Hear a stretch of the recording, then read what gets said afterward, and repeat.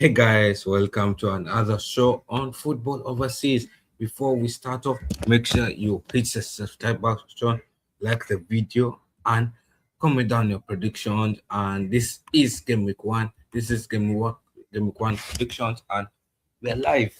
And yeah, I'm live in my bedroom, so that's why the background is like this. And before we start off, make sure you so Game Week 1 predictions, that's something we live about. And yeah, let me move a bit. Yeah, so Game Week 1, we start off with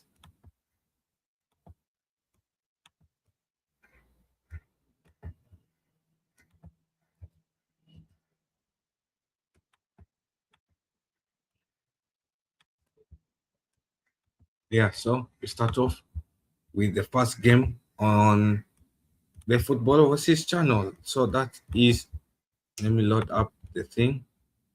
And I'm 1 minute in. Make sure you hit the subscribe button. I'll be live tonight for the first game of the AFCON. That is Morocco versus Comoros. So this game will be around two.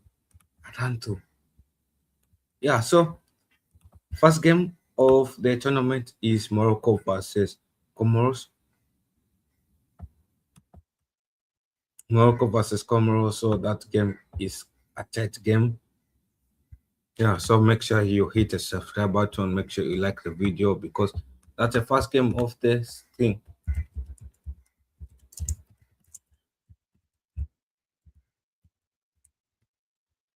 Yeah, so let me put a timer close.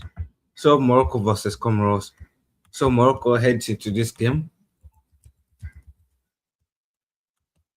Yeah, Morocco heads into this game having won the Arab Cup recently, the recent Arab Cup. So the Arab Cup champions, Comoros, heads into this game. They took part in the same Arab Cup. So Morocco played Comoros in the same Arab Cup. So Morocco beat Comoros 3-1. That was earlier in 2nd December.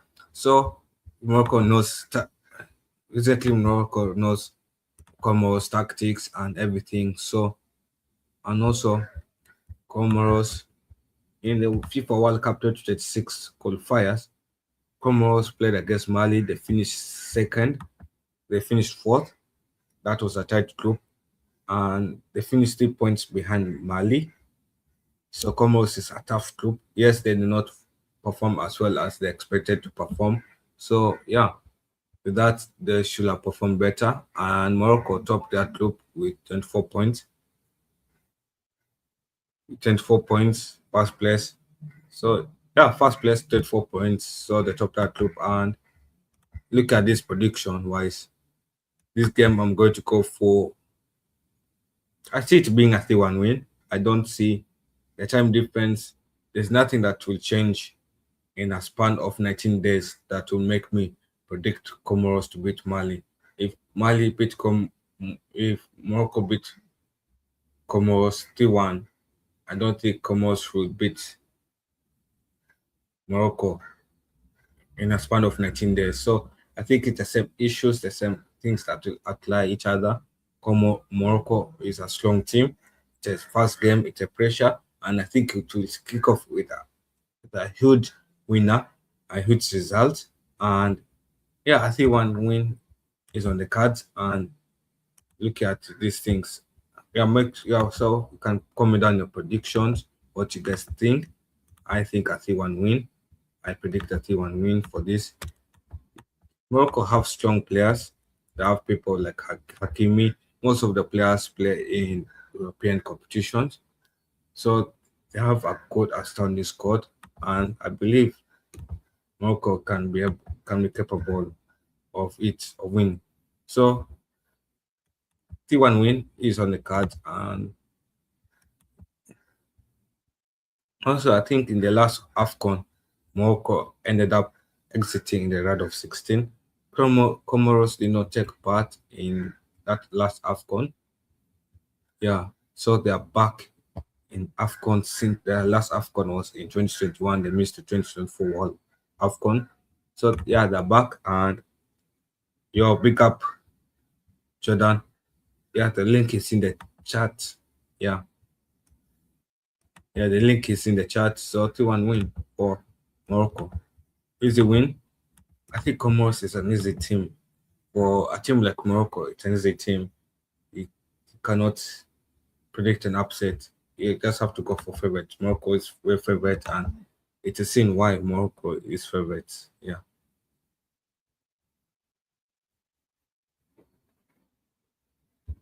Yeah. So next game is the next game is Mali versus Zambia. Mali versus Zambia. That's another interesting fixture. I think first. Yeah, so Mali versus Zambia. I feel like Mali versus Zambia will be a tighter fixture than Morocco versus Comoros. At least Morocco versus Comoros will have a lot of goals. Mali versus Zambia is kind of a tighter picture than those other ones.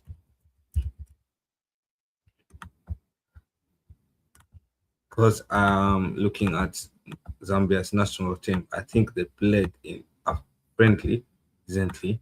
That's why I wasn't able to save it up.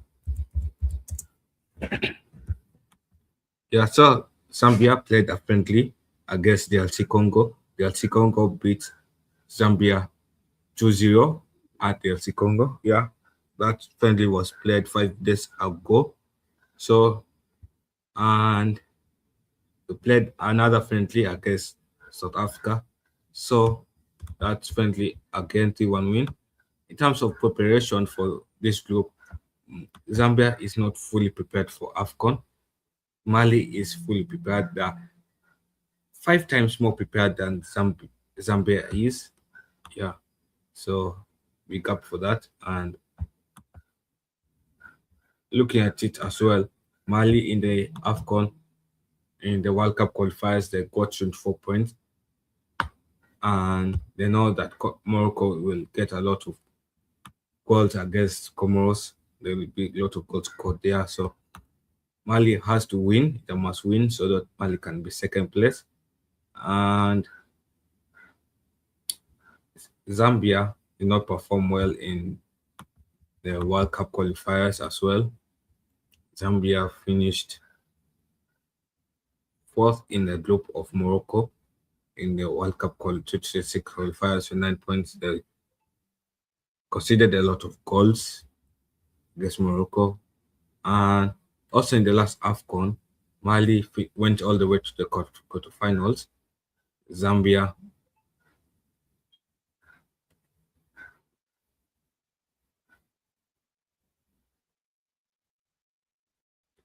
did not qualify for knockout stage, and I'm sorry for Zambia fans, but I don't think Patterson Daka will be able to stop Mali boys. And for this prediction, I was just going to go for a 2-1 win. Tight results, 2-1 win. And yeah, 2-1 win for Mali against Zambia. I'm not sure what you guys' predictions are. Let me comment down in the chat. Yeah, let's try to make it more lively.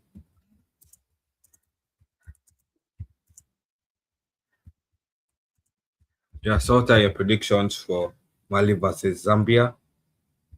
Because that's my prediction. 2-1 win is my prediction. My prediction is 2-1 win for Mali versus Zambia. And my other prediction for Morocco versus Comoros is a 3-1 win.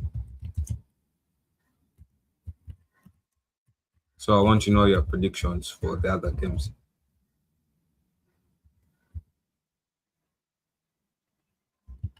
Yeah, so that's my prediction for Group A so far is 2-1 for Mali versus Zambia, and for Morocco versus Comoros, it is a 3-1 win. So yeah, that's predictions unless it has changed. I don't think it has changed.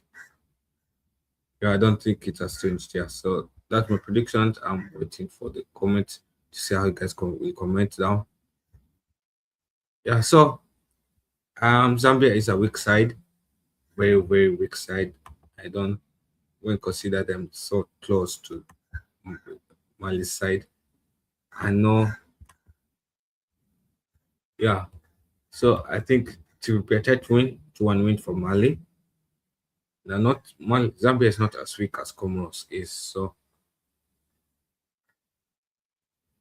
yeah, so it will be a tighter win for Mali to get a win against Zambia than Morocco to get a tight win against Comoros, because I don't think Morocco versus Comoros will be a tight win. It must be a high blown win of 2 goals difference for Morocco versus Comoros, and I think for Mali versus Zambia, it will be a 1 goal difference win. So yeah, so we go on to Group B. Group B has South Africa versus Angola. This is an interesting fixture, very interesting fixture. It is East African game.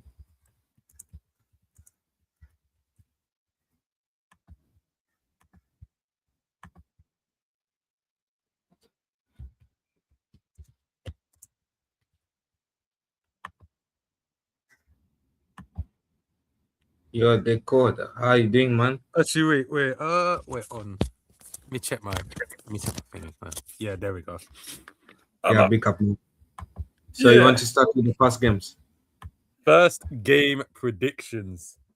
Yeah, Morocco versus Angola Morocco versus versus Comoros. no versus Comoros versus Comoros. Can't wait for that one. Can't wait for that one. Just tuned in. Just tuned in. 7 p.m. kickoff my time. Yeah, I'm gonna say 3-1 to Morocco. 3-1. Actually predicted the same 3-1. Morocco is too strong for Comoros. Yeah, the talent they're gonna have on show. They're gonna go strong. Bonu, the goalkeeper, his exploits for Al Hilal. Great goalkeeper for them over there. They got Mazraoui. Well, it's possible lineups. I'm looking at the possible lineups they could field on SofaScore. So Mazraoui, Igard, Salah Adiane as well, on loan from Roma, Sabari, Amrabat, Elis Ben Seguia. They've got a mixture of experience and young upcomers. Ben Seguia, 20 years old, just joined Leverkusen in the summer. Sabari, 24. Amrabat, 29, much older. El Nesri, 28. So they've got primetime players. Bilal Al-Kanous went to Stuttgart on loan from Leicester, 20 years old. So they've got experience. Brahim Diaz, prime. Brahim Diaz is flying for Real Madrid. He has been playing well for Real Madrid as well. Yeah. Comoros, I don't even know. No offense to that nation, but I don't really know anybody from there. I think I No do. one. No one. Maybe the striker, but maybe the striker. Their striker. I think he used to play for Lyon.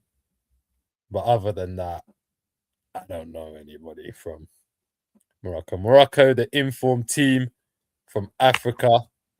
Can they meet their expectations and standards?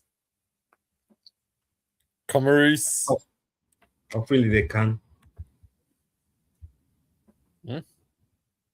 I'm hoping they can, because if they do meet their standards, because everyone in Africa will be watching that first game, so it's a must win for them. They cannot lose. They cannot even think about losing that game. It would be an embarrassment. Imagine if, as a host, you play the first game, you lose on the first game. What did you tell your nation if you lose on the first game? Bro, at least Ivory Coast won their first game, and then Yeah. they lost. They lost their next two without scoring, and they made it through. Only just though. Only just as a third place team. And you know for and if Morocco loses, then Morocco loses the title of being the best African team in so far. Because I know South Africa has a big ego. That they're the biggest team in Africa. I think Morocco is bigger than South Africa.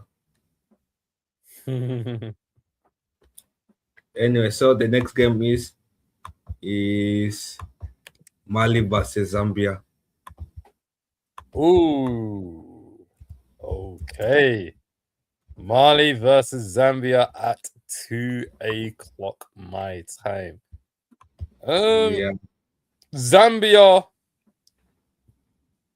think they lose. It's a question of how many they are going to lose by. There's a strength. No Basuma. Oh, no Basuma for Mali. No Basuma. But Mali's still strong enough to get the job done against Zambia. Zambian player I know, Patson Deka from Leicester, and Fashion Sakala playing in Saudi Arabia. And you see, for Mali, they have very good midfielders like Busama. Is it for Mali? Busama. Basuma, Yeah. Basuma, but he's not there. I think he's injured. I think he's he's injured. Yeah, he's injured, so he won't be playing. Oh no, but I'm just saying that Mali, what they have is talented midfielders. Quality. Yes, some of the midfielders are not top notch, like Vitina, those guys, but the midfielders are at least good enough to play for big clubs. Bilal Traore, Besiktas, Douglas Nene, their winger, Fenerbahce, Mamadou Doumbia, he's in Saudi Arabia, 21 years old, joined from Antwerp. Sangare, he's at Lens. Mamadou Fofana. So they have big players, and that midfield battle will be interesting in that match. There was a Zambian that played for Hibernian as well. Frankie Musonda, centre back. By the way, did you see how Zambia performed against DRC Congo? They lost 2-0. They lost 2-0. They lost 2-0, yeah. I thought it was a flat performance. Considering that AFCON is starting in 5 days, they should have performed better.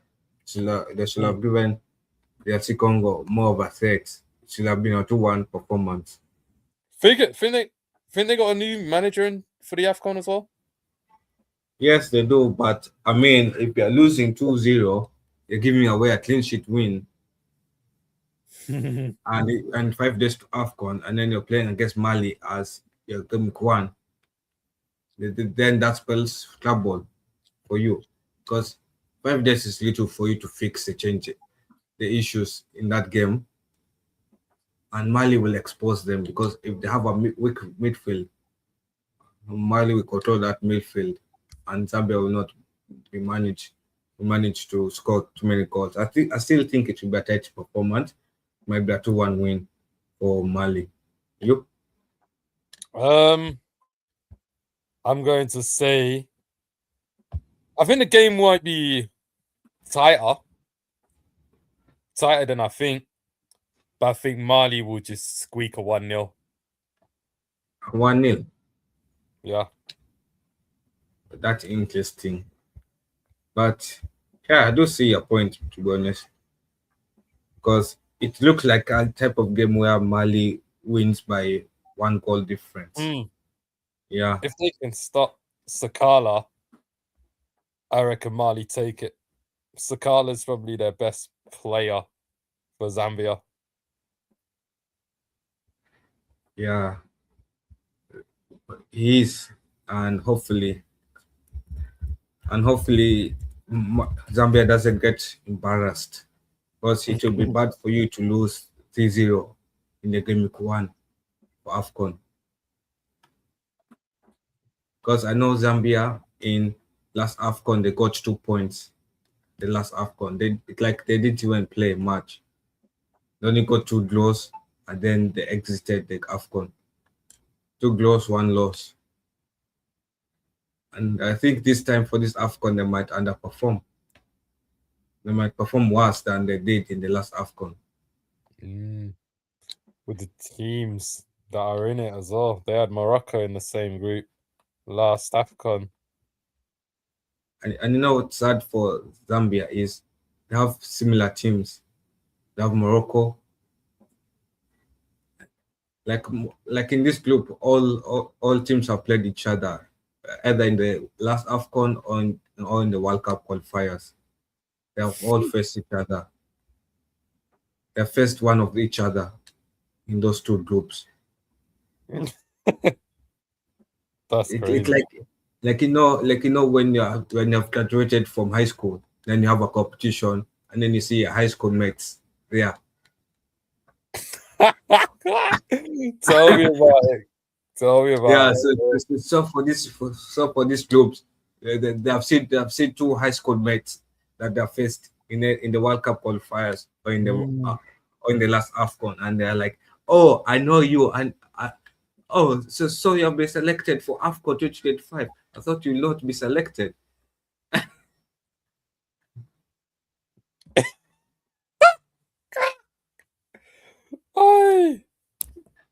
These draws, they always bring narratives every single tournament. They run back the narratives, the storylines, reunions. Yeah, because I was looking at this group, and I searched each of them. I saw that each of them have played one of each other in the World Cup or last AFCON. This is interesting. It's interesting storyline for the football gods.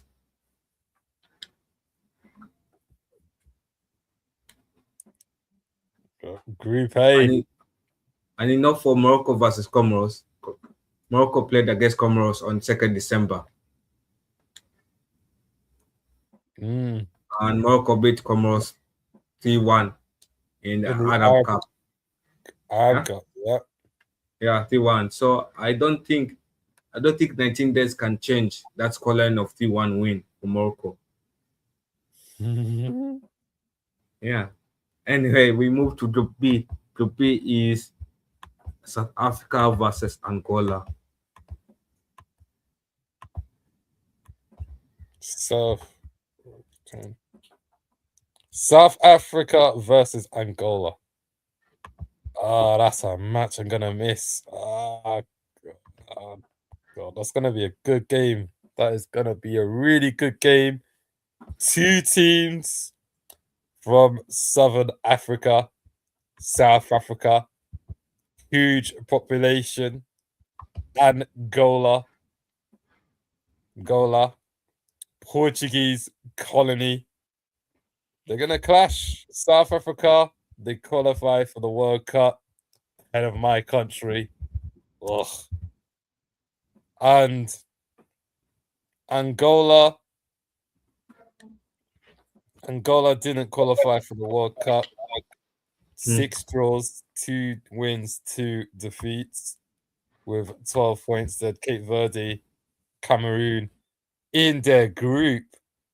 I do think this is a rivalry to treasure. It is a rivalry. Yeah. Because they are playing from the same region, so it's like a South African derby. Like, you know how when Uganda faces against Tanzania, it is an East African derby. So this is a Southern African derby. Yeah. Rivalry. Angola actually defeated South Africa 3-0 to win the. What cup did they? Hold on. What cup was it that? Was it a Kosofa Kosovo. Cup? Oh, South African Confederations. Yeah, Yeah, South I feel African like it's Confederation one Cup. of those petty tournaments that South Yeah, one of Africa those loses cups. to. Yeah, it was that cup. It was that cup. Yeah, it's one of those petty ones that South Africa loses to, and yeah, I Wow. think it's one of those Wow. petty ones. Interesting. Yeah, Wow, it's one of them ones. Angola even retained. Yeah, Angola retained their title. Zambia won one. Then Zambia retained. South Africa haven't even won this since 2021. I'm seeing Zambia, and Zimbabwe, then South Africa acts like a big nation in Africa. Namibia as well. In the last AFCON, Angola reached the quarterfinals. They did. So they know how to upset teams. Mm. And you know what's interesting? Angola was first big teams in the last AFCON. The first against Burkina Faso, the first against Algeria. Those are teams back then in the last AFCON that were favorites for this group, but yet they topped the favorites. So Angola knows how to upset favorites, and they know that this game is another game where Angola is underdogs. And I feel like if South Africa is not careful, Angola could beat South Africa. Angola could embarrass South Africa, and that would be sad. It's seeing Hano embarrassed on his live stream. Oh yes, I remember the last competitive game actually to qualify for the African Nations Championship. Angola won 4-1 against South Africa. I think that's the African Nations Championship more of the local players. The Kosovo Cup is more of local players, but South Africa, it doesn't really matter because South Africa is more of a local team, whether they play these local cups or these international cups, they still fail local players. So it doesn't. So if they're beaten in a local tournament, how will they perform in a tournament where foreign players are playing? That's what I respect about South Africa. You're finding players from local. With Nigeria, it's those players just play all around Europe, and then only some of them are actually playing in Nigeria now because the conditions over there it's not as great as South Africa, Morocco and everything. You look at the Ivory Coast when they were hosting, you look at the conditions there and you look at the conditions in Morocco, just those big massive stadiums. Like Morocco put resources into hosting this tournament. Because I know the hosts. Because I think for Morocco, what they're doing, they're using this tournament as a way to test how ready they are for World Cup. Because remember, they're hosting the 2030 World Cup. Yep, that's what they're doing. So I think, they're saying of kill two birds with one stone. Yeah, so they're killing two birds with one stone. So I think for this game, South Africa versus Angola, I'm going for 1-1 draw. Makes sense. It makes sense. 1-1 is a safe prediction. It is a rivalry. No nation would want to lose that. Otherwise, you're already chasing after game week 1, and it just adds additional pressure coming in. Yeah. I am more inclined to actually kick off this prediction because I like a bit of a I like a bit of an Upset. upset, you know. I like a bit of that. Just give me a bit of that, you know. Give me A bit something. of an upset, yeah. I'm gonna go 2-1 Angola. I feel like you are going to go for that. Something in my heart tells me, with the way you're speaking, you're going to go for Angola win. Yeah. So yeah. Nah, listen. There was a bit of bias. Listen, there might have been a bit of bias because Yeah, it's just a purely straight bit my of bias, Nigerian yeah. side is coming out. I'm salty that these guys qualified for the World Cup instead of us. But it is what it is, man. It is what it is. But So Angola, well, they reached quarters. South Africa, they reached Final Four. You know, both of these teams will put on a good showing as well. But if South Africa win, I can hold that. But yeah, Angola, I kind of like. I was thinking about that Angolan guy that came on which the one? stream that I was, and he was bigging By the up his way, name. have you seen the photos from CAF? Those photos of Angola are beautiful. I was designing the thumbnail for this, and I saw those photos for Angola. They are beautiful photos, certain photos.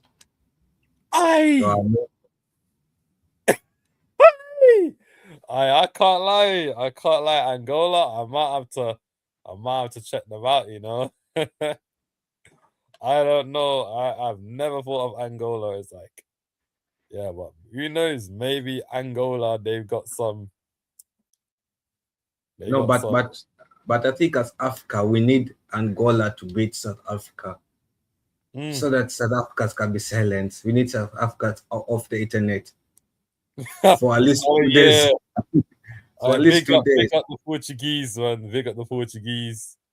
Big up the Portuguese. Because Big up all the tribes over there in Angola. yeah, because if Angola is off the internet, remember there was this guy from Angola that said Angola is a good team. Shout out to him. He said Angola is a good team, and I believe in that is right. Angola is an amazing team.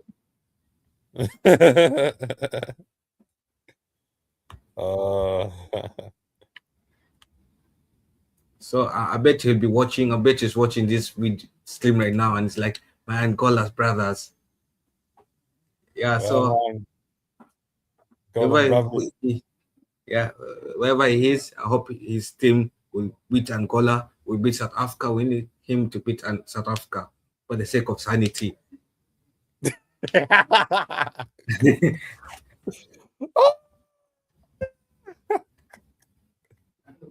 God, the way they try, shake Nigeria, you know, in that match. Try, give them favorable pitch and everything. But we still we still robbed them. We still pulled off the ice. Well, handball, hand of God, Calvin Bassey.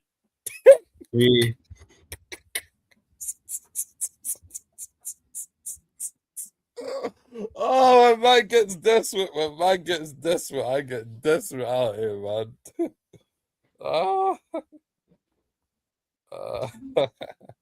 We had to do what we had to do. Oh god.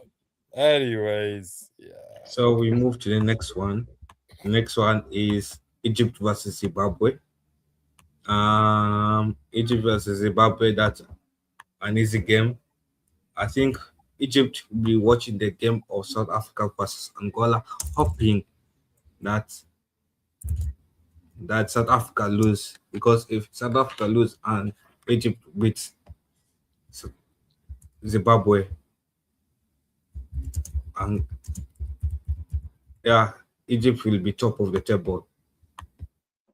Yeah, big up the waffle, big up man. Yeah, so Egypt versus Zimbabwe. This one I'm going for a 3-1 prediction. I think Salah has something to say. Yeah, he has to talk. He has been talking too much in the media. He has to show the worth of him talking too much in the media. I know he did manage to score a goal against Brighton in his return to Liverpool lineup, but I think he needs a goal in this match. and I feel like Zimbabwe is a type of opponent you play when you want to boost your confidence. I know, as personally speaking, from Kenya point of view, we always beat Zimbabwe. We own Zimbabwe as a nation. In the football world, we always beat Zimbabwe, and Egypt has a capability of beating Zimbabwe, especially with players like Mamos, Salah.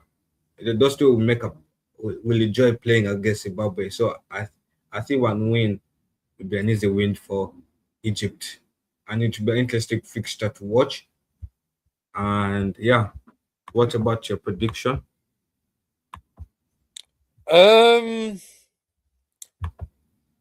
Honestly, you couldn't have said it any better. Salah, he assisted the Ekatike goal when Liverpool played against Brighton with the corner, the in-swing corner, and Ekatike's header at the back post. Yeah. But also, Egypt and Zimbabwe actually played in the AFCON in 2019. They won 1-0 through a solitary goal by Trezeguet. And I believe Trezeguet loves playing against Zimbabwe. Trezeguet is going to be on the score sheet. I feel like Omar Marmoush, with Marmoush, he's been really quiet this season. Last season, he was actively scoring goals. He was scoring goals, getting hat tricks. He was scoring screamers. Marmoush, I think they signed him from Frankfurt, right? Yeah, he came from Frankfurt. Marmoush, I see Marmoush scoring. And you know what's funny is that Marmoush left to the Bundesliga in halfway through the season and still was among the top 4 top scorers at the end of the season. That's how crazy his form was. Good player. He's just been shadowed by Erling. Well, he's No, I mean, it's the same thing that happened to Alvarez. Remember, Alvarez, he came with hot form. It does that when you signing for City and you're accepting to be the shadow of Haaland, make Haaland feel better. Like, there are those players in Liverpool that make Salah look better, right? Yeah. Even Luis Diaz admitted himself that he had to defend so that Salah looks better on running. Cutting inside. So Mamos will also do the same. I think his underperformance is not due to change of league. I think it is due to he has to make Haaland be better. It was never signed for him to be better than Haaland. It was signed just to push Haaland a bit, yeah. So I think for this game, this is an easy game. I see one win. What about you? You're going 3-1, right? I'm going to up the ante here. 4-1. 4-1. Wow. That's a smashing. Salah's got to prove something. Trezeguet, they've got Trezeguet there. He's doing a goal. Marmoush could maybe do something. Zizo in the midfield. Like, he caused Nigeria all sorts of problems. And if he does the same against, you would say, a weaker side, then Egypt can go a long way. Amdi Fati in the midfield as well. Yeah, Egypt. Yeah, they'll overpower Zimbabwe. They'll overpower them. But yeah, Zimbabwe's player is Knowledge Musonda, probably one of their better ones. The Motherwell player as well. He caused Celtic all sorts of problems. I know about him. But yeah, Egypt, too much firepower. And you know what's motivating Egypt to go smash Zimbabwe is because they know either one of South Africa or Angola will drop points. If South Africa drops points, that is like heaven sent on. That's what it is. And they kick off, and South Africa and Angola kick off first. So Egypt, they kick off first. So Egypt will be watching that game on the team bus ride to the stadium, watching how everything, and they'll be hoping for Angola to beat South Africa, so that Egypt's easy job is to just go make sure they get 3 goals against Zimbabwe and the top of the table. Because whoever who wins South Africa versus Angola will win by 1 goal difference. If Egypt just make sure they win the game with 2 goals difference at top of the table heading to Gameweek 2. Yeah. Plus, Egypt have got he's not a new manager because he's been there for a year, but they've got a new manager since the last AFCON because of the underperformance. And they've got an Egyptian, so Egypt, they've got extra incentive to perform for their Egyptian as well. You know, Salah, the media is going to be on Salah's case, as they still are, because of what he said. And especially Jamaica, especially the Liverpool legend, the way he hates Salah is so personal. Jamie Carragher, he's an Everton fan, man. We know that. But you know the funny thing is, Egypt's 7-time AFCON winners. You gotta perform, got to. They have to arrive in Morocco in style, and I think this fixture will be the first entertaining game. That's it. Because Egypt, they arrive in Morocco, style. rivalry. Yeah, they're rivals but I think Egypt, after Salah goes, who will be left to take over Egypt? Trezeguet's on 31 as well, so he's even getting on a bit. So the squad is edging, and when you look at the squad, it's like an edgy squad. Like, you know how Nigeria have a golden generation, but you're like, after the generation goes, who will take care of Nigeria afterwards? And that's the thing why I love Algeria. Yes, Algeria always produces talent. They can have golden generations year after year.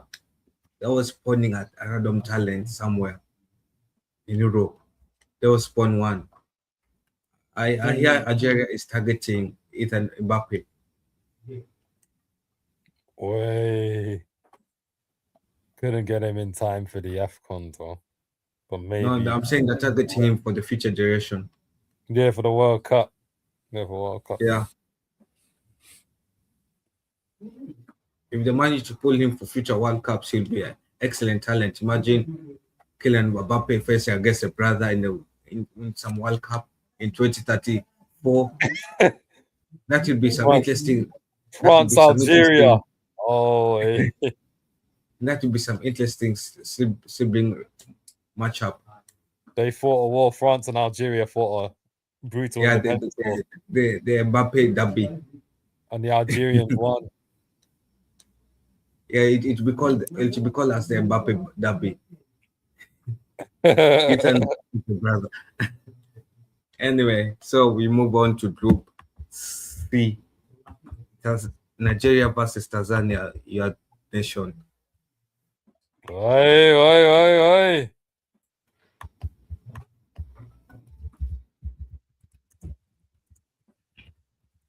Yeah, Nigeria versus Tanzania.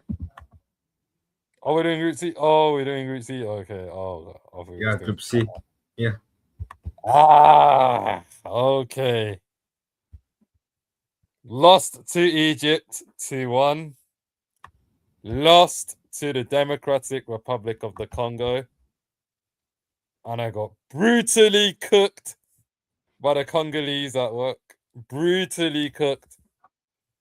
Yeah, he lost in penalties 4-3. How do you lose? But he played a shitty match, let's be honest. Didn't play well. It felt like the DRC Congo performed. They wanted the win more than you guys wanted to qualify for the World Cup. Yeah. But I think your favorite man is back, Osimhen. I saw him. Osimhen's back. It'll be, I think lineup wise, I don't expect any surprises from the lineup. Stanley and Mbwali potentially in goal. Bright Ozzy, Samuel as well. Honestly, I wish we took but we got the depth, I guess. Seeing the whole Nigerian lineup squad that's gone to the AFCON and everything, the whole squad. Let me see. Let me see.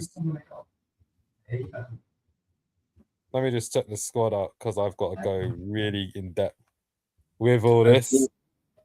Yeah. Yeah. Yeah. We've got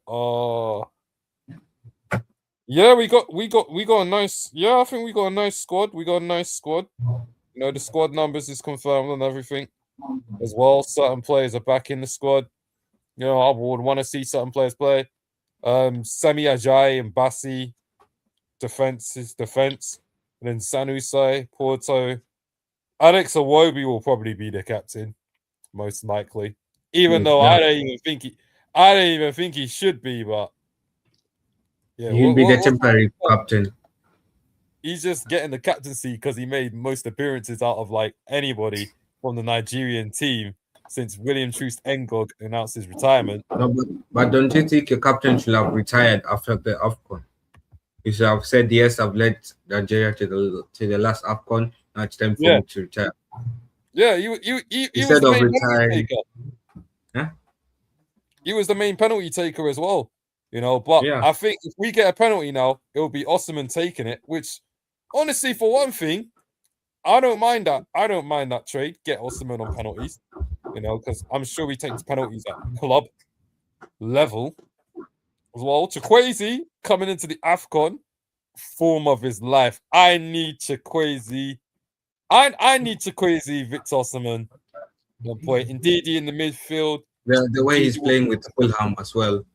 Chukwueze. He's playing well. Yeah. I think he'll be bought permanently. Yeah, definitely.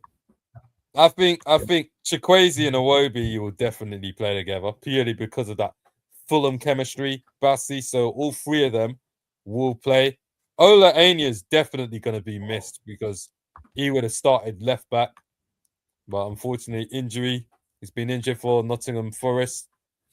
So yeah, he's going to be missed. Oyedinka, he's going to have a part to play. Oyenka will probably start this game. And Oyedinka will probably be rotated in and out of the side. Lookman as well, starting left wing. But I feel like Nigeria, most of Nigeria's attacks is going to come down the right flank. But yeah, a good team will probably, and it's up to the manager to actually be a lot less predictable, because I think Nigeria are going to attack down the right because that's the biggest threat going on. Lookman needs to step up his game for sure, because I have no idea what's going on. Not the new manager, you're not even scoring. I was watching a game against Egypt, and I was impressed on how you guys kept on coming back to the game. Yes, you lost to Egypt, but people have expected you to lose to Egypt 3-1. You lost to Egypt 2-1. But it's not an excellent performance. It should have been more. But considering they're playing against Tanzania that got 2 points in last AFCON, I'm sure you guys can smash Tanzania. We should win. Yeah, we should win them. Yeah, you should smash Tanzania. Because Uganda is better than Tanzania. And I think you guys will beat Tanzania 3-1. Yeah. Tanzania. I don't think they're up to much. They've lost it. Well, they've won this in their last 7 international matches as well. They even lost to Kuwait. Can you imagine? So, yeah, if Tanzania takes something, then Nigeria's finished. But I think Nigeria will win this match, and I think it will be convincing, like you say, very, very convincing. Because I know how Nigeria can play when the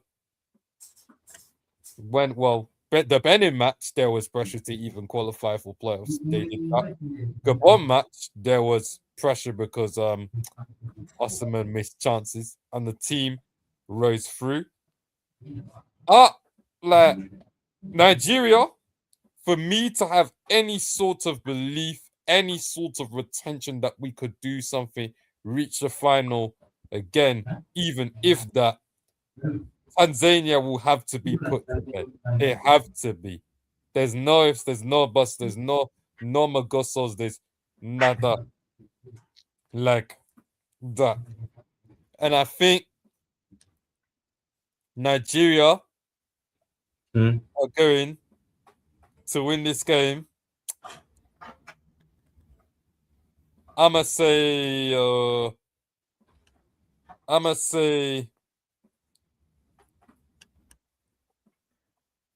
3-0. 3-0 Nigeria. 3-0. The reason why I said C1 is because I know once Nigeria is winning comfortably, Nigeria tends to concede a sloppy goal. Like even you know that when Nigeria is confident, they tend to concede a sloppy goal, and I don't think you guys can keep a clean sheet when you're playing against an easy opponent. You get cocky, and then Tanzania will score a sloppy goal against you guys.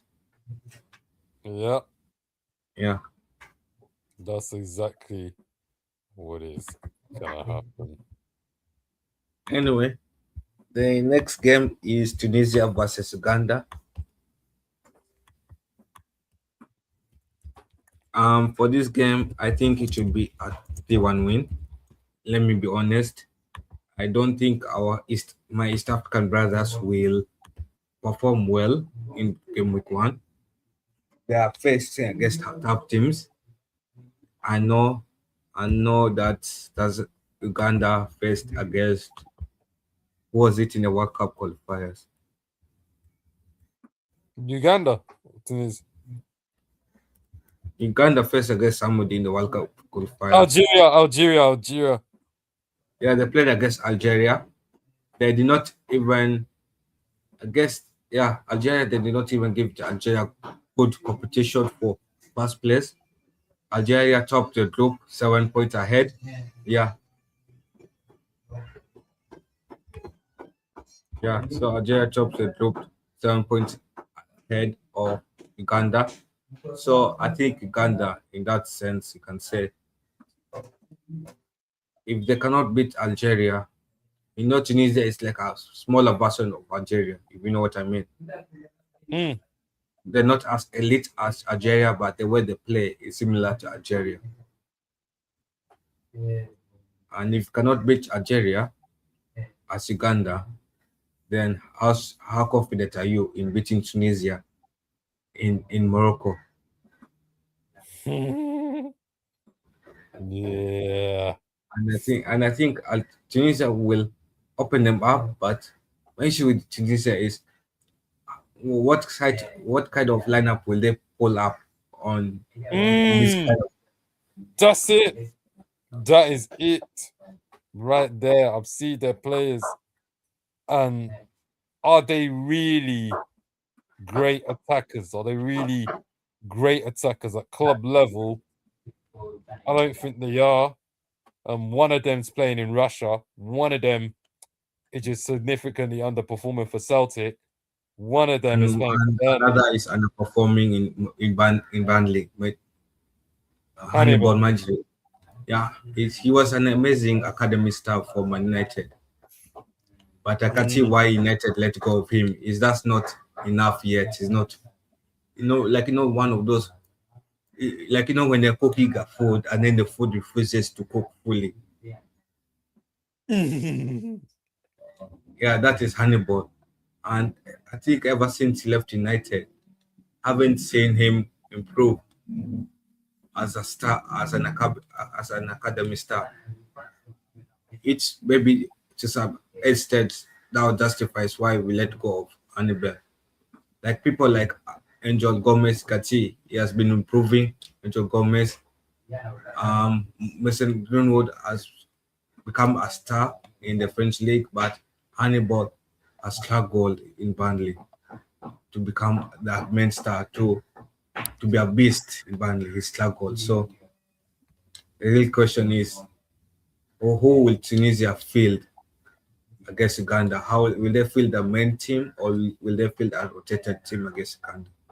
Because if they field the main team, they can beat Uganda 3-1. If they field a rotated team, they can beat Uganda 2-0. So it depends.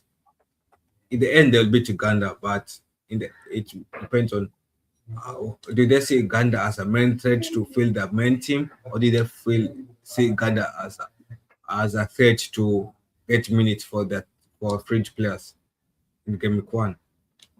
So that's a real question. Tunisia, they underperformed in the Arab Cup as well. You know, they got grouped, and in the last the last AFCON, they didn't even win in a group with Mali, South Africa, and Namibia. Tunisia got third in the group with Mali, Gambia, and Mauritania.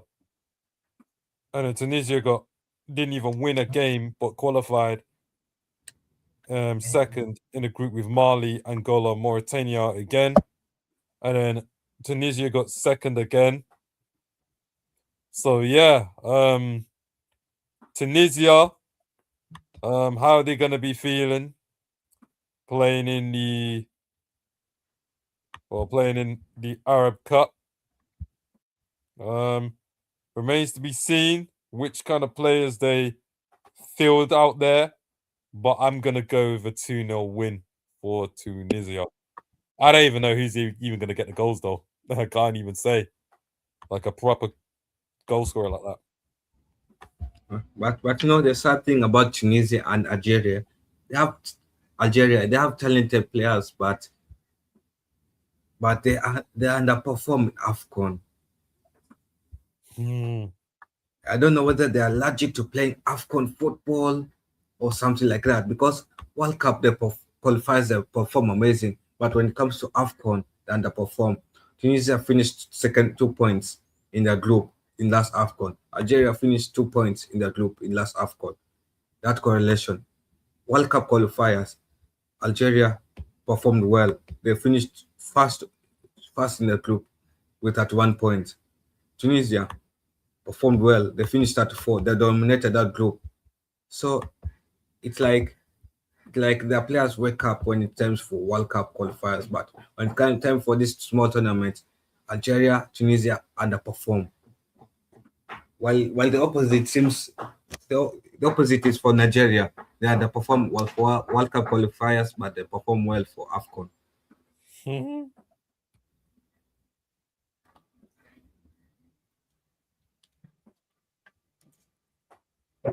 Yeah, so I think the issue with them is what team will Tunisia field against Uganda? Because either way they'll get a win, but by what if they're fielding a strong team, they can get a strong win against Uganda. If they're fielding a weak team, they're getting a narrow win against Uganda. Anyway, so next group is Group D, DRC Congo versus Benin.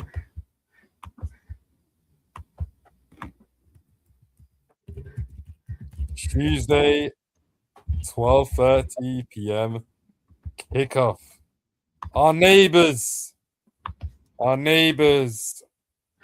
in Ghana, so unlucky it didn't make the World Cup. The ripe old age of 72. Should have never have sacked Ghana.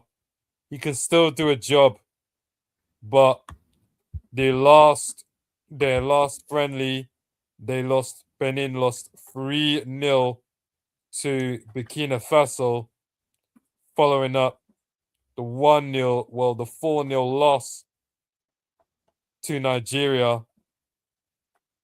Benin almost qualifying for World Cup was a fairy tale. Congo, No, actually, no, it wasn't a fairy tale. They deserved to qualify.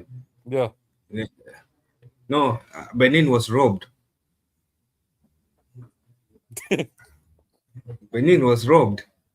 Ah, I was looking. Actually feel bad for Benin fans. They are robbed. FIFA robbed Benin of qualification. They could have gone for the World Cup confederation playoffs. They'll have performed better than the LC Congo. I'm looking at the World Cup qualifiers group. Benin could have finished if FIFA did not have their silly rule. Benin will have finished 2 points above Nigeria, and Benin will have finished second place in that group of South Africa, oh yeah, because Nigeria, the and Eritrea Benin. withdrawal. The Eritrea withdrawal. Yeah, that changed everything. Yeah, so that I'm saying, if FIFA did have the silly rule, Benin will have gone to international confidential playoffs and qualified for World Cup. Congo. They beat the so-called faves. Because you see, I understand Nigeria fans being petty, but at least be grateful that FIFA granted you a robbery. They robbed Benin of their place in the finals. Nigeria shouldn't have been in the finals. It should have been Benin in those finals for Africa.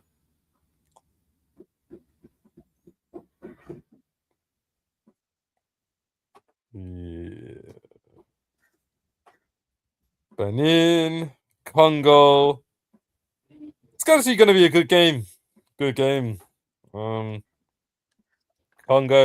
the Leopards. Yeah, they preyed on the Super Eagles. They preyed. They did that. Yeah, they played well against Balikshua as well. We got another Celtic player here. I'm going to AFCON. Bamako. You know, Mboku. Montum Sami. That's a long name. Plus, you got Axel Tanzabi there. You got Anwan Bissaka, former Man United players there. Arthur Masawaku. I miss Wan-Bissaka. The way he plays, I miss Wan-Bissaka. Yeah. But DRC Congo is a talented team. Very talented. Yeah. Former Newcastle player back in the days when they were in the Championship, Premier League. But they got relegated. They got promoted straight back, bounced straight back. Yeah, Benin. With Benin. Benin, Steve Mounier up top. He actually got 4 goals for Alanyaspor in the Turkish Super League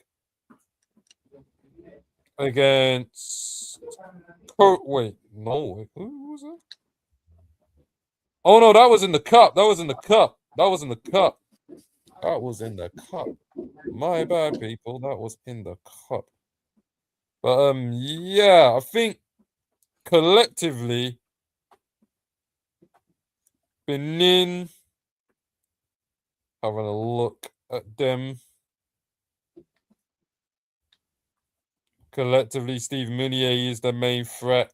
Tossing as well. But I think DRC Congo, they play better as a team. Noah Siddiqui goes to the AFCON. They won 2-0 against Zambia. Zoe spoke about that earlier. Both defenders, Masawaku and Kiranga, getting the goals. Kayembe is gonna be Kayembe. Oh, he's playing. There as well. Yeah, Kayembe is there. Wow. Wait, yeah, Kayembe's gone to the AFCON, hasn't he? Yeah, he's gone. Because he wasn't in the Watford squad. that played Stoke yesterday. So he's gone. He's definitely gone AFCON. Definitely gone. I thought he was part of the reserve list. I'm surprised. Kiembe, yeah, Kiembe. No, Kiembe's gone. Yeah, because Watford played Luzera and Hector Cipriano. Tom Ince was recalled into the starting 11. And Manama, the Moroccan young boy, he's still playing for Watford. So he hasn't gone World Cup. Jeremy, so this game will be very interesting. Jeremy Nakagia as well. Real surprise he hasn't gone to the the AFCON, because I felt like he's been cooking for Watford. He's been grabbing assists, he's scored goals. But you know what's crazy? That this fixture should have been the World Cup qualifiers final for Africa. These two teams deserve to meet in the final. It was meant to be DLC Congo and Nigeria. It was meant to be DLC Congo and Benin. But anyway, it is what it is. I think for this game, DLC Congo is way stronger than Benin. It will be a tight win. It will be a 2-1 win for DLC Congo. 2-1 win, or DLC Congo will win by a 1 goal difference. What about you? 2-0 win for DLC Congo. You think DLC Congo will keep a clean sheet? I think so. I think Wan-Bissaka, Tanzebi, Memba leading the back line, Masuaku, maybe, Prem experience maybe helps them a bit. Yeah. I think so too. But I think it will be a tight win. 1 goal difference. I see a 2-1 win somewhere. It's a high intensity game, and I'm looking forward to watching it. Whether I'm watching it on a live watch along or watching it on the side, I'm looking forward to seeing how that game will progress. Because it will be interesting to see how those two teams will face up each other. I know DLC Congo like to play the football slow, and Benin likes to control the football. Yeah. So the next game is Senegal versus Botswana.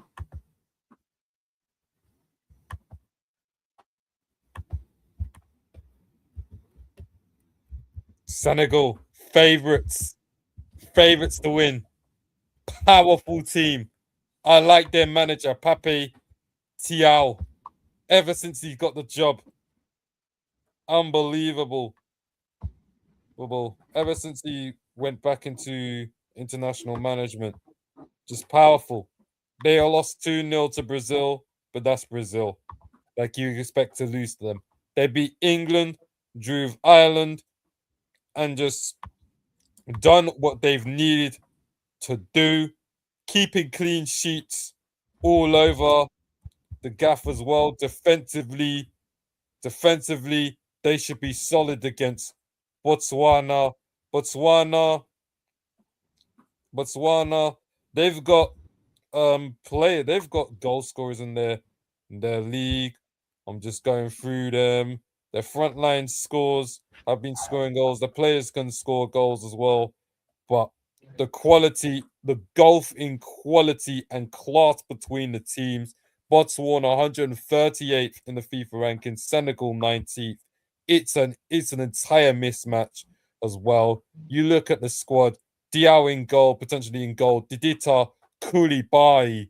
Man, when he was at Napoli, oh, what a player he was. Niakite, El-Hadj Diop, the West Ham left back as well, that started the season strong. Pape Gueye, the Gueye and the twin six, that pivot midfield pivot, Idrissa Gana Gueye, Pape Gueye as well. Idrissa Gana Gueye bringing the experience, 36, still pulling strings. Pape Gueye, the primetime player.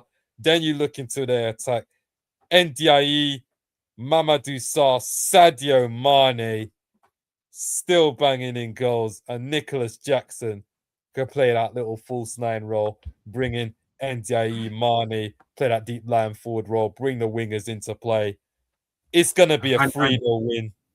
Easy. and did you see the performance that Senegal had against Kenya? That was an amazing match to watch. Even if I was seeing my nation being smashed, but it was enjoyable to watch how good attacking football looks like. It is sad to see that performance, but Kenya should have performed better. It was embarrassing defending for my nation, but the way Senegal was ruthless, coming in, terrorizing the goalkeeper. Hey, You Benny expected in McCarthy's that game that Senegal getting your mind up. will win 4-0, but they did win 4-0. They won 8-0. That was a good performance. Wow. I want to give a special shout out to Benny McCarthy as well. Kenya manager. Blackburn. I remember him at Blackburn back in the days. Player, you know. Prime Blackburn. He was one of those players that I enjoyed watching whenever Blackburn was on TV. Yeah, Mane was excellent coming through with that hat trick, like you said. And then Senegal could rotate their side. They brought in Lamine, they brought in Kamara, Bulidia, Sabai, Disagana Gay. Just so much quality Senegal had. Yes, they are one of the favorites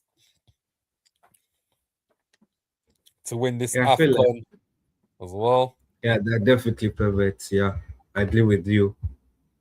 With how strong they've been performing, and they know that the DRC Congo is facing a tough opponent, Benin. So I think Senegal will look at this game as a game to get a good GD. They look at the game as how can we start AFCON with a bang, and this game is an amazing game. Yeah. So they might beat. Yeah, so they might beat Botswana 3-0.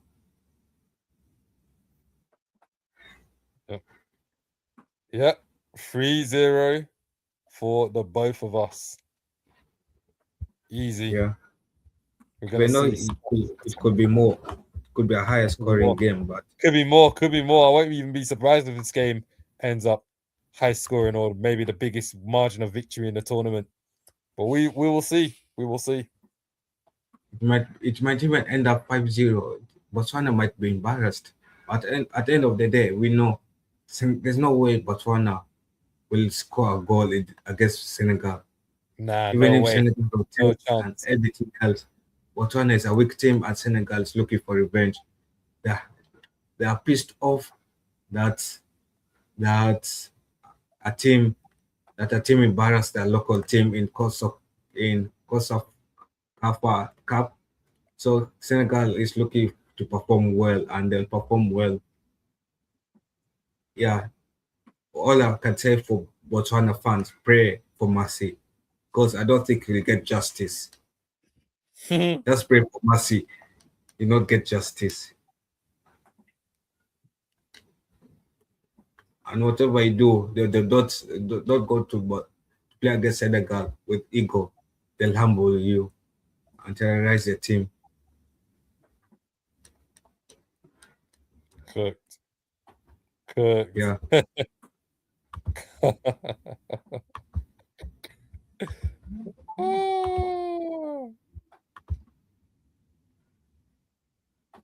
Yeah, so I think the next game is another interesting fixture. Burkina Faso versus Equatorial Guinea. Oh, ho, ho. Let's go. Let's get into this. Burkina Faso, since you could say they were robbed of a place in the playoffs, they just missed out. Thanks to Nigeria doing that absolute madness. The Victor Osimhen hero of the day in October. Very unlucky. Burkina Faso did what they needed, did what they could against Ethiopia. They beat them 3-1. But no one could even expect us to bear witness as goal after goal after goal after goal rain down in Nigeria. Goal after goal. Defensively, Burkina Faso were solid in their World Cup qualifying group. They finished 5 points behind Egypt, 6 points out of Sierra Leone. Guinea-Bissau was in their group, along with Ethiopia and Djibouti. Burkina Faso, they come into the AFCON having undefeated in 6, including a goalless draw with Egypt. Burkina Faso defeated Benin 3-0 with 2 goals from Minungu, player that plays for Seattle. Burkina Faso defeated Niger 3-2 with a hat-trick from Landry Kabore, who plays for Hearts. He's not with the Hearts squad. They're playing Rangers, and Hearts are winning 2-0 against Rangers. But back to international duty as well. Back to international duty. Burkina Faso, they have got a great squad. Players like Dango or Tara. Oh, I can't wait to see. Have you seen the wingers? Burkina Faso wingers. Mate, Wow. they are raw. Mate. Dango Tara, Bertrand Traore, Lassina Traore, Bunda as well from the San Jose Earthquakes, Minungo. And they're like physically built wingers. Proper, bro. They are hench, bro. Have we seen that centre back that plays for Leverkusen? Oh, mate, he's hench. Oh my days. Issa Kabore as well. Like, I think he's in the AFCON squad. He actually done it. He was doing his thing for Wrexham. The Rangers defender on loan from Wolves as well. He's another one. 6'2". Kursi, the left back. Nagalo as well. And then Kofi, keeper for Angers. I have to be honest, man. Burkina Faso, they've got a squad. Like, they've got some players in the squad that actually do like them as players. Equatorial Guinea. They are how much population size have they got? But the quality, every tournament they have been in the AFCON, they've always qualified. They always can do something. They even topped a group that consisted of Nigeria and the Ivory Coast. 2 finalists from the last AFCON. They topped that group, which was crazy. They lost to Guinea. They lost to Guinea last minute. Oh, yeah. And it was 7 points that they grabbed. Equatorial Guinea, Grassie's nation qualify to quarterfinals, and then Guinea lost to the DRC Congo. Maybe we could have seen DRC Congo versus Equatorial Guinea. That could have been a better showing as well. But you know what's crazy? I'm saying, you know what's crazy? In the last AFCON, everyone was underrating Equatorial Guinea. They kept on saying Equatorial Guinea will lose the games, but they surprised everyone.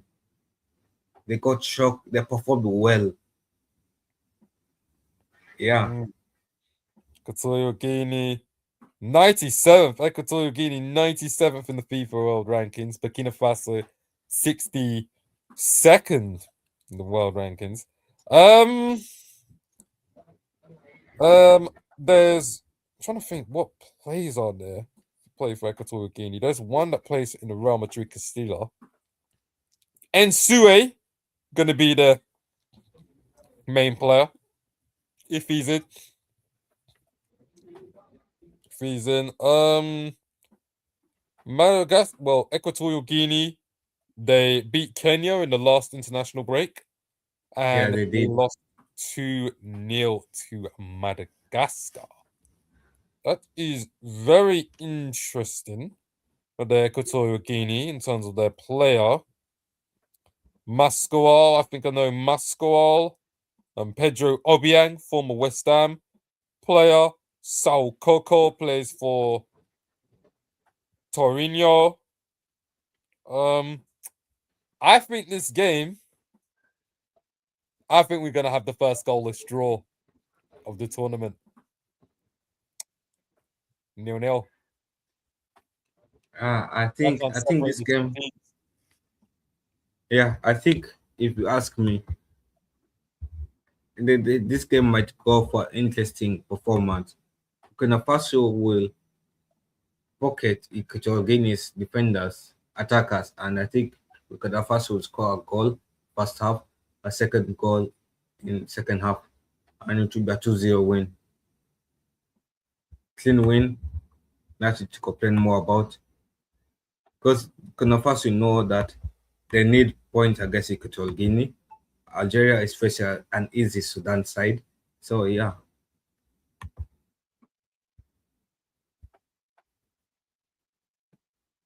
Both teams know whoever who wins this game will finish top could finish top 2 in the group by the end of this tournament.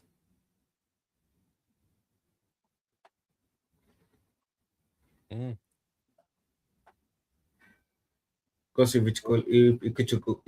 Equatorial Guinea beats Benin, beats Burkina Faso in this game, Equatorial Guinea is guaranteed of finishing top 2 because who are they playing next? They're playing against Sudan. They can get 3 points against Sudan. They lose to Algeria. It's same thing for Burkina Faso. They lose to Algeria. They'll beat Sudan. So whoever who wins this game is guaranteed of second place finish.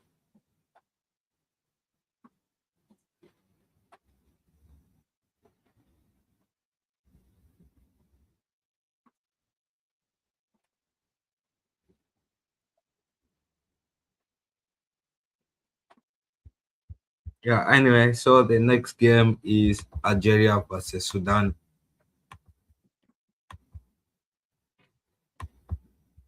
Algeria versus Sudan.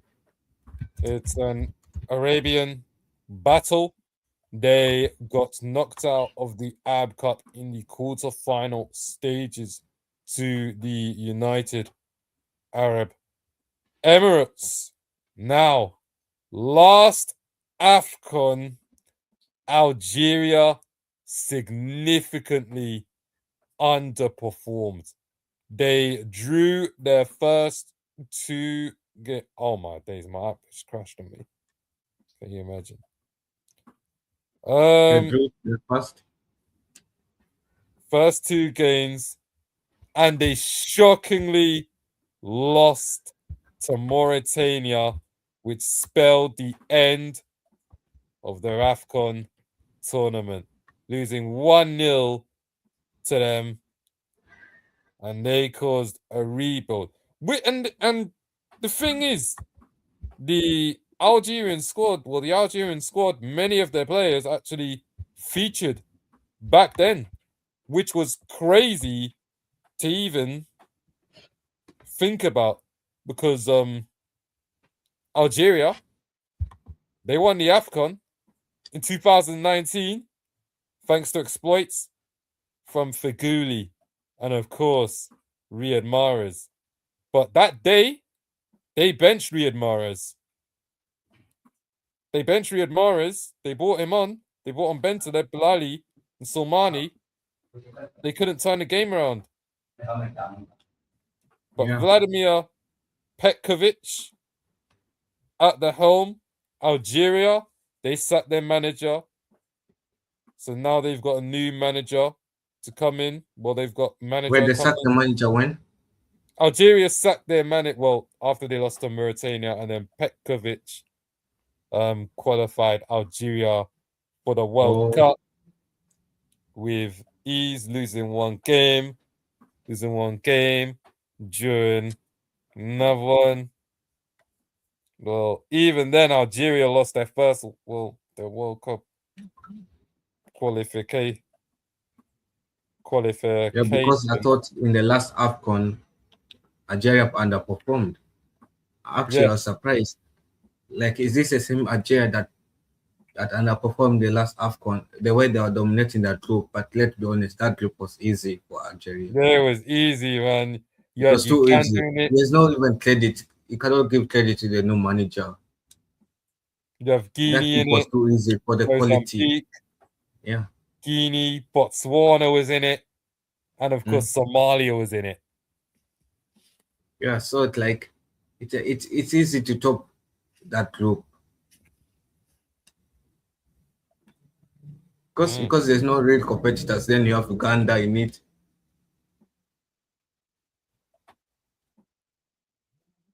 Yeah, so it was easy points, and I think this game could be an easy game. 3-0 win for Algeria. I see Algeria rotating. I don't think they'll start the full squad. Even if they rotate and start half of the squad, they'll still beat Sudan 3-0. Yeah. Yeah. I think Algeria will win. I think Algeria to win. I think Algeria are going to win. Hold on. I'm thinking could win by 4. I don't know what's that. Amora, Bonjour, Riyad Mahrez there, Ainuri, Benacer, Mazar, Chebi, Awa, Zaruki. I'm thinking who they really going to start. Benambasi, Mandi, Atal, Lucas Zidane in goal. Yeah. I think I'm going to say 3-0 as well, based on, potential rotation in the squad. But yeah, I was thinking 4, but yeah, we'll go 3. Because Algeria think they'll get their goals and they'll think they'll game manage, maybe not get players injured and everything, because they've got tougher tests. The road ahead. But the question is, each test is a test Burkina Faso and Benin. Equatorial Guinea, yeah. Those are the 2 tests, yeah. Yeah. So I think that's a tough test to be honest, because if they play a tired squad, they can lose points against those 2 teams as much, even if they're cocky now.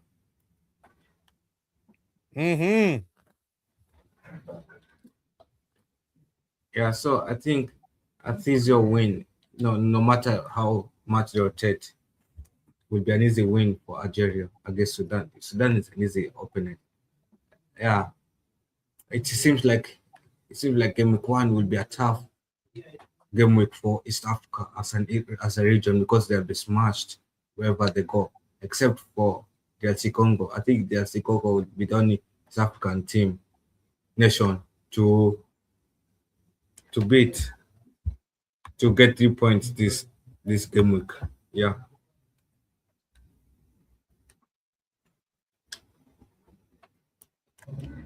So I think the next game is, you went with what's your prediction? 3-0. Yeah. So the next game is Ivory Coast versus Mozambique. The defending champions versus Mozambique. Elephants. Hey. Mercy Faye, the man that beat Nigeria, he got the job on a permanent basis. Ivory Coast. So what happens when you trust your managers from from your local country? They trust him for the knockouts. And he was under so much pressure because Ivory Coast, They came through the group third, and they had Senegal first knockout round. This Senegal team, they were the defending champions going in to the Ivory Coast AFCON. And but you know, it's a curse for defending champions, because defending champions, they never perform well in the next AFCON. That's the thing. Senegal just continues the curse. Can Ivory Coast break that curse? Or will the curse continue? That's a question we're all asking. That's what I'm saying. Overall, Ivory Coast, they qualify for the World Cup. They didn't even concede a single goal. But Kenya took points off the Ivory Coast. Yeah, but Ivory Coast, let's be honest, by the time Kenya took points, Ivory Coast was guaranteed of finishing top of the table in that qualifier. So Kenya was just taking points that Ivory Coast did not even need. Because whatever happens, Ivory Coast knew that they're going to qualify. But Gabon gave Ivory Coast a run for the money.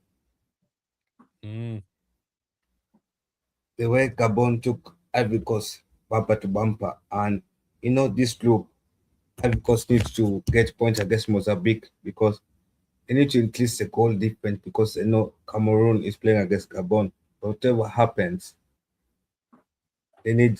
I feel like Ivory Coast will rotate against Mozambique because they have two difficult games coming up after these games. They have Cameroon and they have Gabon first.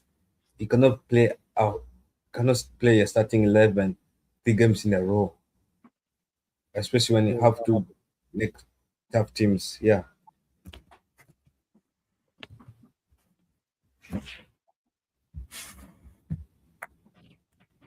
Yeah, the players that they have, Ivory Coast, speak on it. Amad Diallo, your boy, Amad Diallo. Boy, he wasn't even with the Ivory Coast, but now he is. Ooh, Sebastien Haller.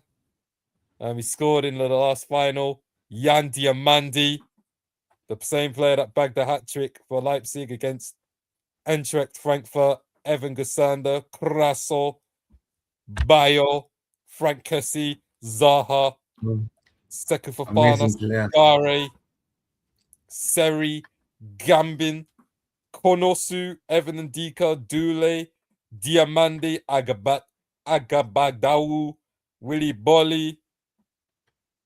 They're plethora of players to come from the Ivory Coast. Second to none. Maybe Ahmad could be the new Simon Adigra, you know? I think he will. I think he will. The thing with Ahmad, he needs to find consistency. Ahmad has been playing well for United last season, but he hasn't found that consistency in form. He has been up and down, but the good thing is that Ahmad got a goal before heading to AFCON. That's a good thing for Ahmad. He needed that goal, and it might boost his confidence. I think he might be one of those youngsters to start against Mozambique, because as I said, Mozambique will rotate against. No, Ivory Coast will rotate against Mozambique, and it might be a tight result, but I think Ivory Coast will field a younger version of the Elephants, because they know against Gabon and Cameroon they need a senior, experienced team against those teams. So I feel like the young Elephants could face against Mozambique, not the unexperienced Elephants. Younger Elephants. Ahmad even scored against your country, got an assist. Kessie, Diamandi as well. Those could be part of the young Elephants, Diamandi and Diallo. The young Elephants would say, and then Evan and Dika will probably be, you know, he's a centre back, probably an experienced Elephant, you'd say.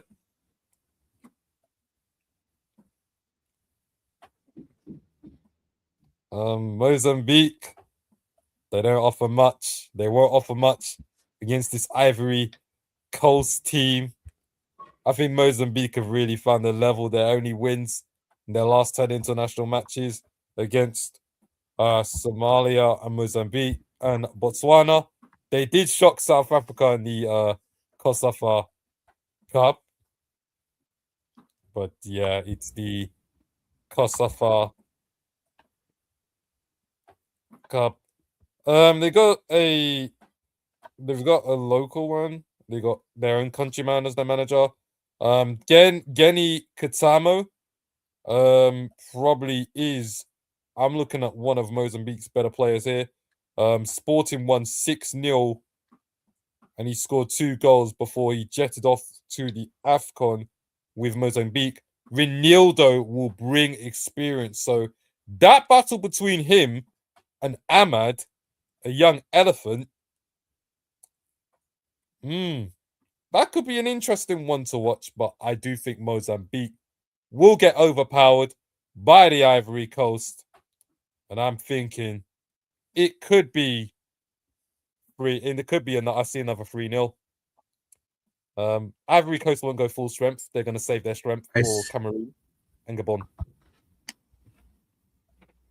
Yeah. And I feel I agree with you on the 3 goals margin, but I say 3-1 due to Ivory Coast is not playing full strength. They're playing the young elephants. And if they play the young elephants, obviously, due to lack of experience in the international field, they might concede a goal. So it will be hard.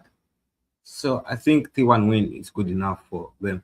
Now, another fixture to end Gameweek 1 is Cameroon versus Gabon. It's a fixture we're all looking forward to watching. Anticipation, second to none. A countryman, David Pagel, takes charge of his country for the first time, heading into a major tournament, thrown straight in there with Gabon. Interestingly enough, Aubameyang is likely to miss the first game due to him receiving a little thigh injury. He had to be subbed out for Bukola. So Aubameyang might be injured, I think, and that could probably make a difference to our predictions as well. Dennis Bugawa. For real, he's injured. Aubameyang, I think he's carrying a little slight knock on his thigh. But yeah, Bugawa. If Aubameyang is injured, then that will mean I'll have to change my cabinet for that watch along.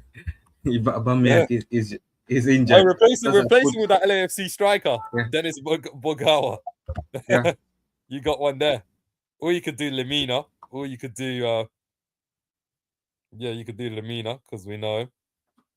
Yeah. But yeah, Gabon.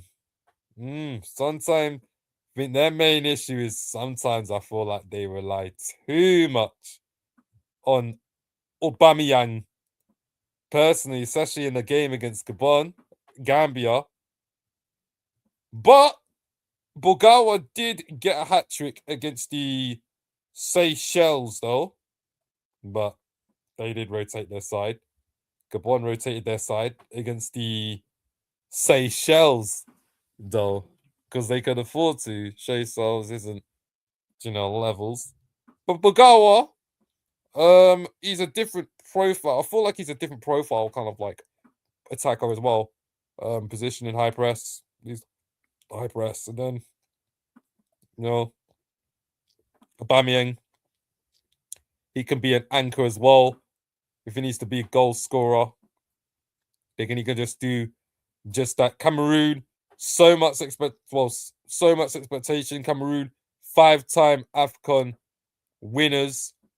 Onana left out of the squad, even though Onana has improved since he's left Man United, and Carl definitely knows. He knows. Cameroon, they've got some young lions. I'm actually looking forward to seeing now I'm not sure if this young lion. I need to check the Cameroon squad because like there's a player for Stoke. There's a player for Stoke that has been performing. I've seen him performing for Stoke, but I'm not sure if he's in the squad because Cameroon made a mess of their squad. So he's in. That Stoke right back's in. So he's in. He's in, so he's joined. Okay. So Tetramatu of Stoke, he's in. He scored a goal against Bristol City. He's assisted 1 goal. He's 21. Simon de I can't even pronounce his name, you know. Simon, there's a young goalkeeper, 22. Young goalkeeper, 22. Plays for Montpellier in the French League 2. Christopher Wu, 24. Boyomo is also 24 as well. Plays for Sasuna. He's a centre back. Mbemo, so much expectation in him. Mbemo with shocking misses against Bournemouth. Mbemo's performances for Man United haven't been up to scratch. Only scoring Mbemo has been performing well. But not recently, but he has been performing well overall. But Labour as well, another player, 21. For Brighton. Yeah, for Brighton. He underperformed. His first time in the AFCON as well. Nkudu. Yeah, that's his first time. He wasn't in the squad last time. He was young. And Bemo, Baleba. He got Etta Ayong as well, 22. Arsenal have been linked with this player, but again, I wouldn't even want to sign him. I'll be honest. Keep him in La Liga. Just let him grow. He was at Villarreal B side last season as well, but yeah, he needs to grow as well as a player, striker. Etta Ayong, Cameroonian. You got young Christian Kufan, 19 years old, plays for Bayer Leverkusen. He actually assisted at the Etihad in the Champions League and he scored against Borussia Dortmund. You got Danny Namaso, a player on loan at Auxerre from Porto. It's going to be interesting because Cameroon, I think their strengths are probably the midfield. From what I'm thinking, maybe defensively they could be solid as well. And in Gabon, we know Aubameyang, Dennis Bagawa as well, Mario Lemina. I'm thinking Gabon cancelled their international games. They were meant to play against Uganda. But then wait, hold on. What happened there? What happened there? Uganda.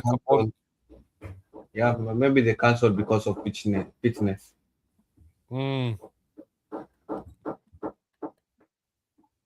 Yeah. So Gabon haven't even played a friendly since they lost to Nigeria. Cameroon, so much expectation on them, but can they win? Or will Gabon take this? Or will it be a draw? Maybe it will.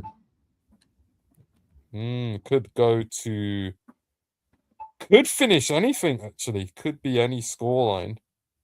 You know? It's actually a really tough game to predict for me. You know, Cameroon, the new manager, hasn't even had a match to even work with. Yeah. Both teams didn't play a friendly match before AFCON. It's really tough, you know. Yeah, that's what makes the storyline interesting. Yeah. Both teams know Ivory Coast will win their match, or should win their match, so they've got Yeah, extra so both. incentive to win Yeah, as well. Especially to so I Cameroon think, because they've won AFCON before Gabon. but also Gabon, Aubameyang, fit, if he's fit to play, he'll be a beast. And I think Aubameyang can carry Gabon in a bad picture.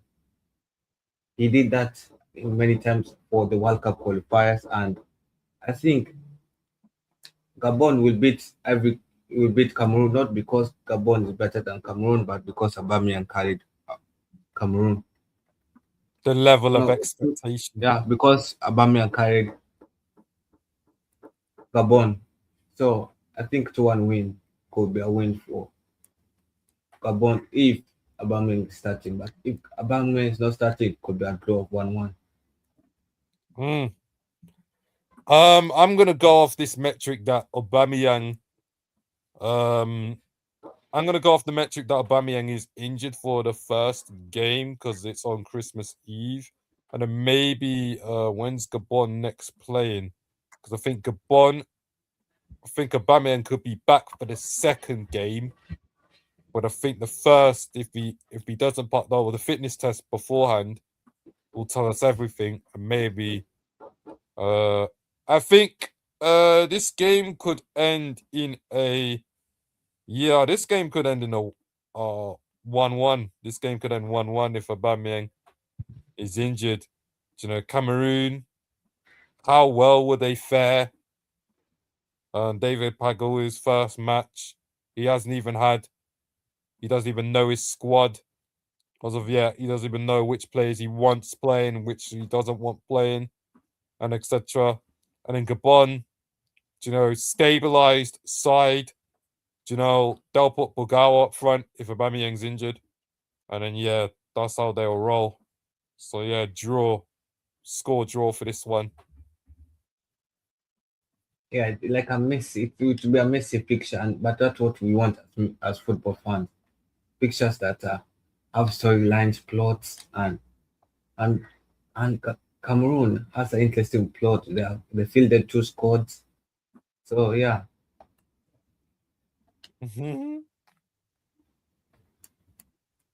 so like it's spicy, and we're all looking at how cool Cameroon perform under so much pressure, so much media.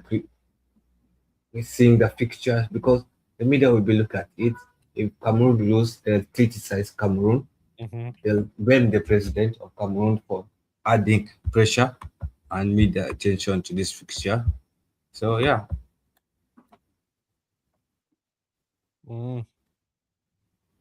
but hopefully, one thing we're all looking forward to end this team is Angola beating South Africa. If that happens, that will make my evening. Yep, it'll make my evening too.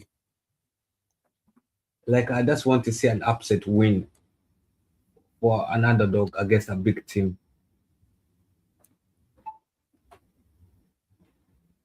And I feel like Angola can handle that win or can upset South Africa. Anyway, yeah, thank you guys for joining the stream. It was an amazing stream having the Con, a Nigerian fan, on board. Hopefully his team doesn't lose to Tanzania. Otherwise, I'll be here in Gameweek 2 bantering him. If you lose to Tanzania, I'll be here bantering you. Nah, And you man. know it. Nah, man. It ain't happening. Forget about it. Forget about it, man. If you lose to Tanzania, Forget about it, I'll be man. here. It's not happening. It ain't happening. If it does happen, I'll be here. Yeah. Ah. I'll be here in Gameweek 2 when we do predictions. Bantering Yeah, you. yeah, you'll strike. You'll strike. Yeah. You'll Yeah, strike with and good it might guys. happen. Hopefully that I want to see East Africa do well as a region, and maybe Tanzania and Uganda can upset one of the big teams. And look at how Nigeria's performances might be. I'm interested to see how will Tanzania perform under so much scrutiny, political wise, and because that fixture has a lot of history. Nigeria is Tanzania. Nigeria is underperforming sport wise. Tanzania has media political crisis. Yeah, so I think there's a lot of pressure that both nations are facing ahead of this fixture. Mm. And if we lose, I'll be here.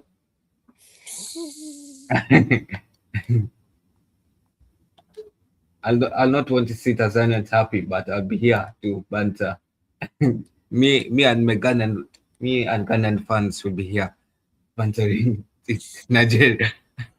Yeah, I don't think Ghana. Yeah, I don't think Ghana can even speak though. Like, yeah, Ghana, Yeah, you have no right to chat. You're not even in the AFCON. You're watching from the sidelines. Your last AFCON was literally. I wasn't even born the last time you man won AFCON. You man won AFCON when there was like 8 teams. You gotta do niche when it's like 24 now. You gotta do nothing. Nada, zero. Hold that. Yeah, so Hold that. yeah, make sure you guys subscribe to the channel. We are close to 900. It's 90 subs. No, we're close to what was it? We're close to 900 subs, 6 more subs to go. And make sure you subscribe to the Con. He's a Nigerian fan, a big fan All from hands. All hands on deck. Nigerian fan Good from England. And he does amazing Nigerian reactions. He's a passionate fan. The way he's speaking can tell how passionate he is about his nation, Nigeria.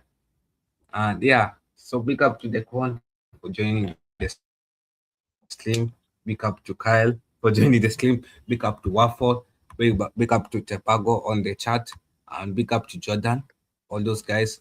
I've seen the comment section. You guys made the comment section lively. And I'll see you guys next time. And that's it. See you.